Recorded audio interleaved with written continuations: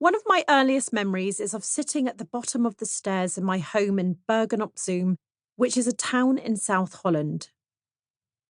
I moved there when I was 7, as my dad had an opportunity for adventure with his young family through his work. There I played with my 2-year-old sister and set up my own little holiday company. These were the days where you could go into a travel agent and take as many brochures from the shelves as your arms could carry.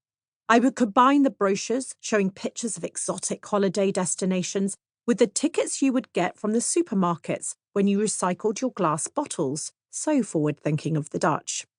Add these to the stationery Dad would bring back from the office, and there you have it, one full-blown independent travel agency. I also started my own cleaning business to generate pocket money, a beauty salon that would open when we were on holiday, nice manicure by an under 10 anyone, just try to relax. And I even became the assistant to any ice cream cafe on the beach that needed my help.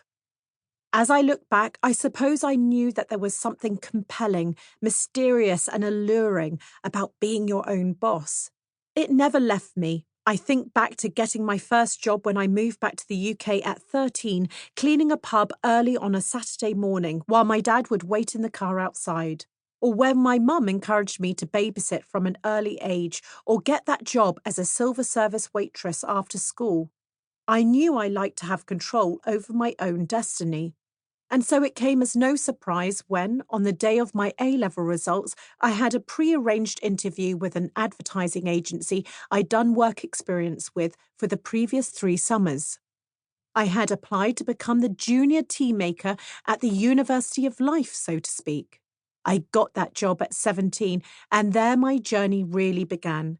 A journey I now credit for the resilience I can muster when times are tough. Up to this point, my nickname had been Holly Hurricane, and this summed me up pretty well. Always in a hurry to get to that next stage. So it has not been a surprise for those who know me as they watched me find my own way and build an adventure like nothing anyone had seen before. Sadly, at 24, before most people even marry, I found myself divorced. In addition to this, I was diagnosed with a non-malignant brain tumour, which, though not life-threatening, had some very unpleasant side effects. My whole world was turned upside down. Life had floored me. My saviour was a wreath made out of vegetables, would you believe, which I created as my soul healed. But of course, it did not take me long to look at this new creative pursuit not only as something to restore my mental health, but as a commercial opportunity. Could my new wreath business make gazillions? No, Holly. So after finding out that my local town did not have a Christmas fair, I decided it couldn't be that hard to set one up in order for my new business to get the best trestle table. Pretty hard, Holly, in retrospect. In December 2003, I set up the first Chiswick Christmas Fair, held in the town hall with 150 stalls, mild wine, local independents, magazine advertising placed, and 2 bunny mascots, the best fancy dress I could afford, walking up and down the high street with leaflets in hand. I sold out of all my wreaths, but that wasn't the most amazing part. It turns out that was the moment that led to my whole life changing.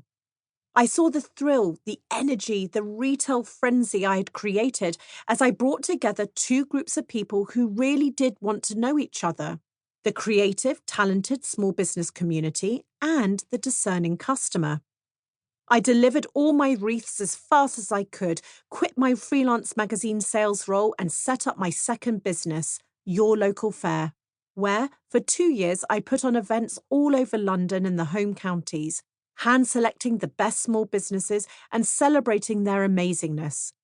It was a dream, but such a hard slog, and as you can imagine, not the business model for the 20th century.